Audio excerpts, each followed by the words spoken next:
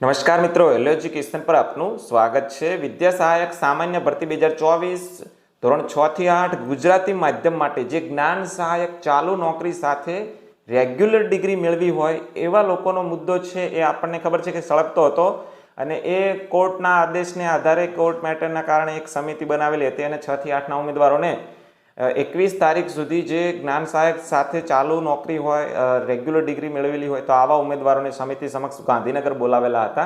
હજી આ મુદ્દો મિત્રો શાંત થતો નથી।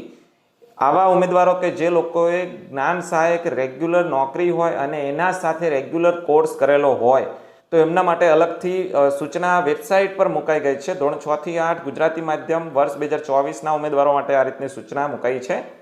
ઝડપથી આપણે સૂચનાનું વાંચન કરીએ કે નામદાર વડી અદાલતમાં સ્પેશિયલ જે કેસ ચાલે છે અને પિટિશનમાં નામદાર વડી અદાલતના તારીખ જે 24/7/2025ના ઓરલ ઓર્ડર અન્વયે જ્ઞાન સહાયક કે અન્ય ચાલુ નોકરી દરમિયાન નિયમિત અભ્યાસથી મેળવેલ લાયકાતના ગુણ દૂર કરવાની સ્વેચ્છાએ સંમતિ આપેલ ઉમેદવારોને કુદરતી ન્યાયના સિદ્ધાંત અનુસાર એક વખત રૂબરૂ સાંભળવા માટે તક આપવા ગુજરાત રાજ્ય પ્રાથમિક શિક્ષણ પસંદગી સમિતિ દ્વારા એક સમિતિની રચના કરવામાં આવેલ છે।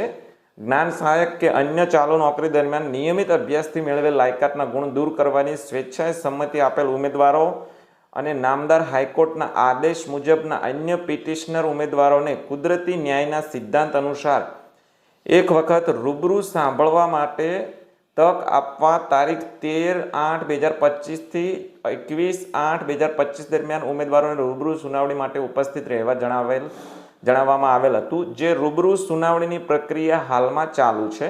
હવે ત્યાર પછી અગત્યનો મુદ્દો અહીં આવે છે મિત્રો કે રૂબરૂ સુનાવણી દરમિયાન સમિતિ સમક્ષ કેટલાક ઉમેદવારો દ્વારા અન્ય કેટલાક ઉમેદવારો કે જેઓ જ્ઞાન સહાયક કે અન્ય ચાલુ નોકરી દરમિયાન નિયમિત અભ્યાસ કરેલ છે અને તેઓએ આ બાબત જાહેર કરેલ નથી તેઓની પણ સુનાવણી કરવા સૂચન કરેલ હતું। આ ઉપરાંત આ મુજબના કેટલાક ઉમેદવારો દ્વારા સ્વયં પણ સુનાવણી માટે રજૂઆત કરવામાં આવેલ છે, જે ધ્યાને રાખી નામદાર વડી અદાલતમાં જે કેસ છે પિટિશન છે એમાં નામદાર વડી અદાલતનો જે 24/7/2025ના ઓરલ ઓર્ડર અન્વયે ગુજરાત રાજ્ય પ્રાથમિક શિક્ષણ પસંદગી સમિતિ દ્વારા રચવામાં આવેલ સમિતિની સંમતિથી આ મુજબના ઉમેદવારો કે જેઓએ જ્ઞાન સહાયક કે અન્ય ચાલુ નોકરી દરમિયાન નિયમિત અભ્યાસ કરેલ હોય અને તેઓએ સમિતિને જાણ કરેલ નથી તેઓને પણ રૂબરૂ સુનાવણી માટે તક આપવાનું નક્કી કરેલ છે।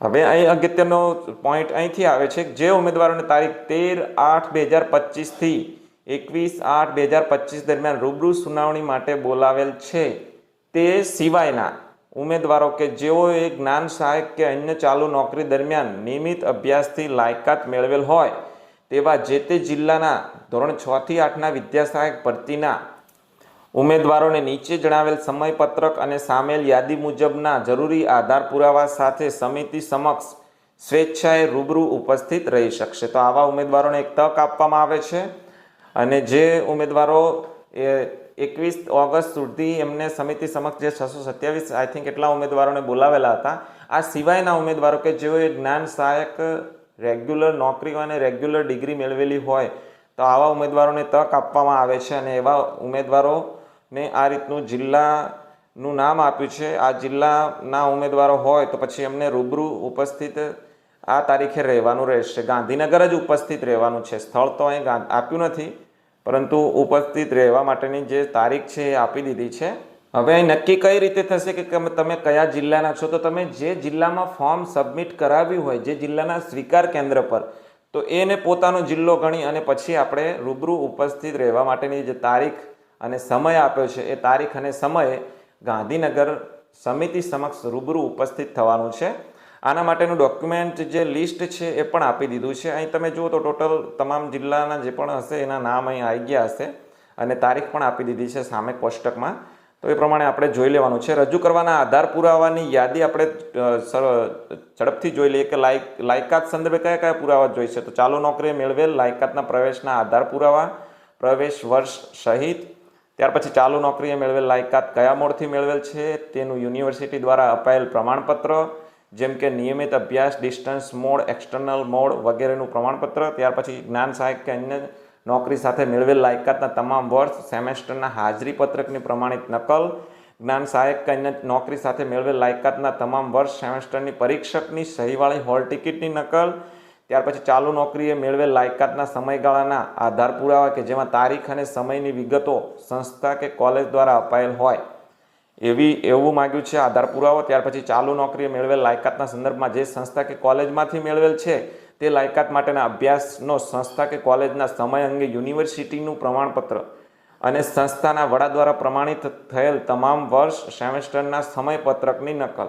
ત્યાર પછી જ્ઞાન સહાયક કે અન્ય નોકરીએ મેળવેલ લાયકાત દરમિયાન યુજીસીના ધારાધોરણ મુજબની હાજરી અને અન્ય જરૂરિયાતો પરિપૂર્ણ થાય છે તે મુજબનું સંસ્થાનું પ્રમાણપત્ર. ત્યાર પછી ચાલુ નોકરીએ મેળવેલ લાયકાતના નિયમિત અભ્યાસ કરવા માટે મેળવેલ મંજૂરીની નકલ. દાખલા તરીકે જ્ઞાન સહાયક માટે એસએમસી કે અન્ય સક્ષમ કક્ષાએ આપેલ મંજૂરીની નકલ. ત્યાર પછી જ્ઞાન સહાયક તરીકે નોકરી કરેલ હોય તેવા કિસ્સામાં ચાલુ નોકરીએ નિયમિત અભ્યાસ કરવા માટે આપેલ મંજૂરી માટે શાળા વ્યવસ્થાપન સમિતિ કે અન્ય સક્ષમ કક્ષાએ કરેલ ઠરાવની નકલ. ત્યાર પછી અન્ય કોઈ આધાર પુરાવો કે જે ઉમેદવાર રજૂ કરવા ઈચ્છે તે. હવે આટલા લાયકાત સંદર્ભે હતા. ત્યાર પછી નોકરી સંદર્ભે કઈ રીતના પુરાવા છે, બંને સંદર્ભે આપણે પુરાવા માગ્યા છે. અહીં ચાલુ નોકરી અને રેગ્યુલર ડિગ્રી છે એટલે બંને સંદર્ભે પુરાવા માગ્યા છે. નોકરી સંદર્ભે જોઈએ તો જ્ઞાન સહાયક કે અન્ય નોકરીમાં જોડાવા માટે થયેલ હુકમની નકલ. ત્યાર પછી જ્ઞાન સહાયક કે અન્ય નોકરીમાં કેટલો સમયગાળા દરમિયાન નોકરી કરેલ છે તેના આધાર પુરાવા કે જેમાં તારીખ અને સમય સાથેની વિગતો નોકરી કરેલ સંસ્થા દ્વારા અપાયેલ હોય. ત્યાર પછી જ્ઞાન સહાયક કે અન્ય નોકરી કરેલ હોય તે સંસ્થા શાળાના હાજરી પત્રકની પ્રમાણિત નકલ.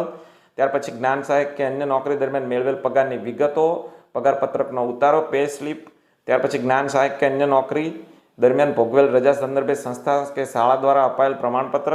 ત્યાર પછી જ્ઞાન સહાયક કે અન્ય નોકરીના સમય અંગેનું સંસ્થાના વડા દ્વારા અપાયેલ પ્રમાણપત્ર. જ્ઞાન સહાયક કે અન્ય નોકરીમાંથી રાજીનામું આપેલ હોય તો તેની નકલ અથવા કરાર, નોકરી સમાપ્તિના આધારોની વિગતો, અન્ય કોઈ આધાર પુરાવા કે જે ઉમેદવાર રજૂ કરવા ઈચ્છે તે. અહીં નોંધ પણ આપી છે કે ઉક્ત તમામ આધાર પુરાવાઓની એક ઝેરોક્સ સ્વપ્રમાણિત નકલ ઉમેદવારે અલગથી રાખવાની રહેશે. તો આ રીતનું મિત્રો અગત્યની સૂચના આવી છે. ધોરણ 6 થી 8 જ્ઞાન સહાયક ચાલુ નોકરી સાથે રેગ્યુલર ડિગ્રી કરી હોય આવા ઉમેદવારો માટે એક તક આપવામાં આવી છે. તો એમને આ રીતનો કાર્યક્રમ પણ આપવામાં આવ્યો છે. તો આજના વિડીયો બસ આટલું જ જોવાનું છે. વિડીયો રિલેટેડ કોઈ પણ ક્વેશ્ચન્સ હોય, વિદ્યા સહાયક ભરતી related A to Z video મારી ચેનલ પર મુકાયેલા છે. કમેન્ટ બોક્સ પણ ઓપન જ છે. મિત્રો તમને કોઈ પણ ક્વેશ્ચન્સ હોય તો કમેન્ટ અવશ્ય કરજો.